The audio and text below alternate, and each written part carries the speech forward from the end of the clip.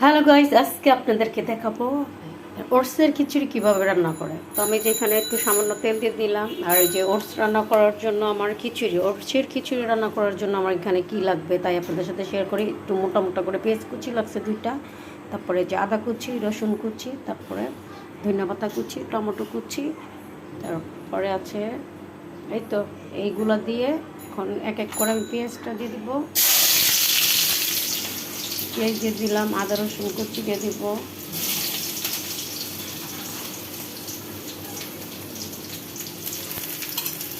এগুলো দিয়ে একটু নাড়তে ধরে একটু ভেজে নেব। এগুলো আদা রসুন পেঁয়াজটা একটু ভেজে নিব। তারপরে এক এক করে একটু এই যে ভাজাটা হয়ে গেছে, আমি এখন দিয়ে দেবো এক করে মশলা।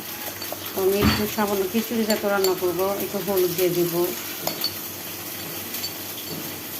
আপনাদের মতন আপনারা রান্না করবেন, আমি আমার মতো রান্না করতেছি, বাট আমি কীভাবে রান্না করতেছি সেটাই আপনাদের সাথে একটু শেয়ার করব।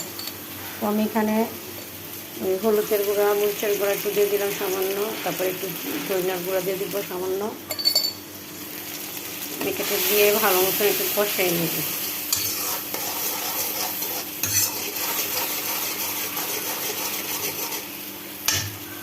ভালো মতন কষানো হয়ে গেলে আমি টমেটোগুলো দিয়ে দিব, এক এক করে সব কিছু দিয়ে দিব।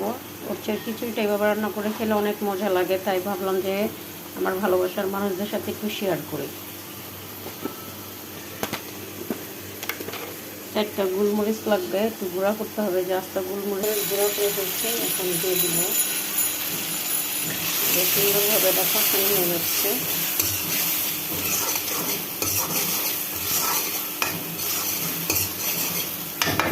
কষানো হয়ে গেলে আমি এখন দিয়ে দেবো ওটসগুলো।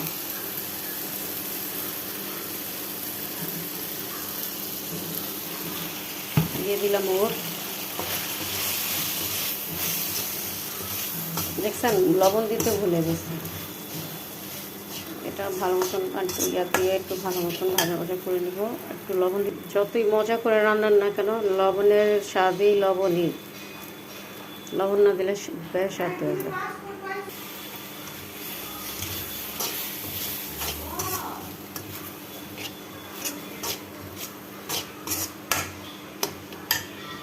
আমার এটা কষানো গেছে।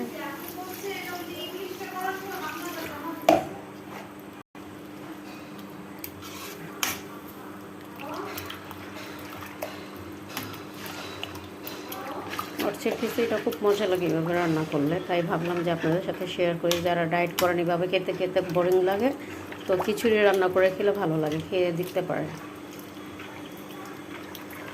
রান্না করতে জানলে সব কিছু দিয়ে খাওয়া যায়।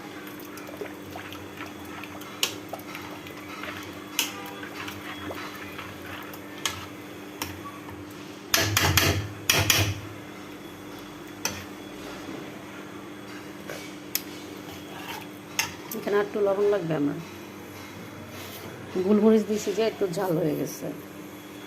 তো দেখতে থাকেন, বাকিটা ভালো লাগবে। তো এই যে আমার খিচুড়ি রান্না করা শেষ, আমি এখন দিব ধন্যবাদ আর কাঁচা মরিচটা দিয়ে দিব লাস্টে।